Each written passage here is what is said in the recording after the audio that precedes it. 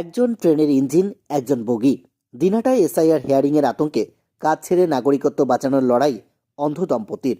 দু চোখেই অন্ধ, চলাফেরা করতে সমস্যা, তবুও বাড়িতে পৌঁছাননি বিএলও।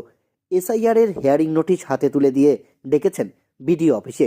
তাই হিয়ারিংয়ে নিজের নাগরিকত্ব প্রমাণের নথি জমা করতে বিডিও অফিস পৌঁছলেন অন্ধ এক দম্পতি। ঠিক যেন একজন ইঞ্জিন আর একজন বগি।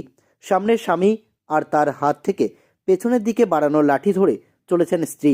আর পেশার দিক থেকে তারা সেই ট্রেনের সঙ্গেই সম্পর্কিত। ট্রেনে দুজনেই গান করেন। মানুষ যে ৫-১০ টাকা দান করে সেটাই তাদের জীবন বাঁচাতে কাজে লাগে। তবে আজ বুধবার দুপুর ২টো নাগাদ তারা কাজে যাননি।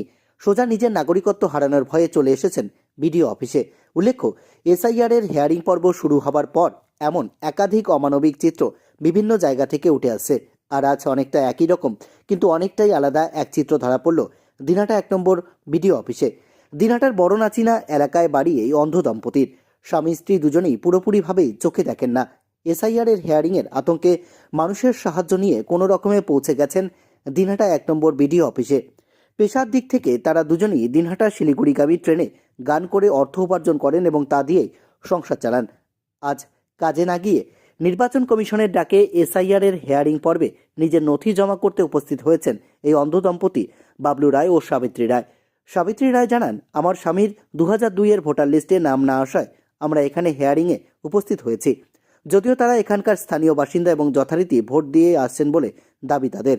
আচমকা হিয়ারিংয়ের নোটিশ বিএলও দ্বারা তাদের বাড়িতে পৌঁছতেই আতঙ্কিত হয়ে পড়েছেন তারা এবং কাজকর্ম ফেলে রেখে সোজা উপস্থিত হয়েছেন বিডিও অফিসে।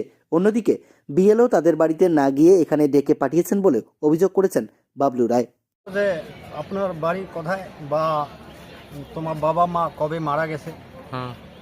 অনেক দিন আগে মারা গেছে। আমি সেটা সিরিয়াল নম্বরটা বাইর লিস্ট একটা নাম থাকে না, ওই লিস্টটা বাইর হয় নাই। তার পরিবর্তে আমি বাবার নামটার খেয়াল আছে ভিতরে, ওই পরিবর্তে আমি বললাম। কি বললেন? পিতার নাম সুকারু রায়। কার লিঙ্ক দিলেন আপনি? বোনের? হ্যাঁ, বোনেরটাই নিয়ে আসছিলাম। হলদিবাড়ি বাড়ি দিদি। কাজ হয়েছে? এখন হয়েছে কি না এখন না, ওনারা কি বললেন যে হয়ে যাবে? হ্যাঁ। তাহলে আজকে ট্রেনে চড়া হলো না? না না, আজকের দিন কামাই গেল। আচ্ছা যা বাড়িতে হলে তা আমরা চলে এসছি যে দেখি কি ব্যাপার।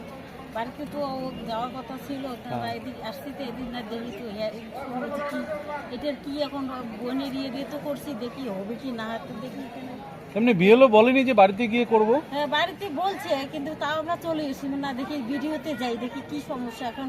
এটা দিয়ে বোনের ইয়ে দিয়ে করছি, জমা দিছি, কোন হবে কি না দেখি তো তা আসলাম। আপনার স্বামীকে ডেকেছে? হ্যাঁ, আমার স্বামীকে ডেকেছে। কোথায় বাড়ি আপনাদের?